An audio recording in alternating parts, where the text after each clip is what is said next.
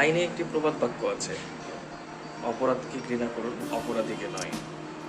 আসলে আমাদের দেশের প্রচলিত আইন অনুযায়ী যেই অপরাধগুলোর শাস্তির বিধানগুলো বলা আছে, এবং এই বিধান অনুযায়ী যখন আমরা একটা অপরাধ সমাজে সংঘটিত হচ্ছে, তখন আমরা আদালতের মাধ্যমে তাদেরকে বিচারের আওতায় নিয়ে আসছি।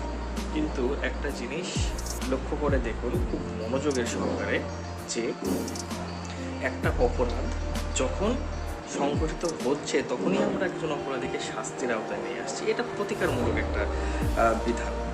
কিন্তু আমরা যদি সমাজে প্রতিরোধমূলক বিধানটাকে নিয়ে আসতে পারি, হয়তোবা অনেকটাই সমাজের শৃঙ্খলা ফিরে পাবে। কিভাবে? একটা অপরাধ করার আগেই সেটা যদি আমরা নির্মূল করার চেষ্টা করতে পারি, সেই অপরাধটা যেন না হয়, কেউ না করতে পারে, এই ব্যাপারটাকে যখন আমরা নিয়ে আসবো, তখনই একটা অপরাধ না হওয়া থেকে বাঁচাতে পারবো।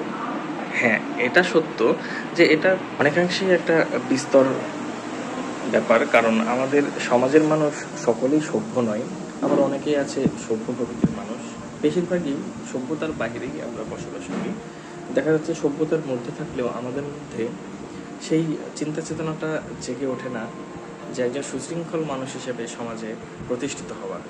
সমাজে আমরা অপরাধকে শাস্তি দিয়ে থাকি, কিন্তু অপরাধ না হওয়ার যেই প্রতিরোধমূলক ব্যবস্থা, একটা সুশৃঙ্খল সমাজ ব্যবস্থা, সুশৃঙ্খল সংগঠনের মাধ্যমে মানুষদেরকে সচেতন করার যেই পদক্ষেপগুলো, এগুলো আমরা খুব কমই নিয়ে থাকি। হ্যাঁ, এবং এই না নেওয়ার পেছনেই আসলে অপরাধ ঘটে এবং অপরাধীকে আমরা শাস্তি দিই।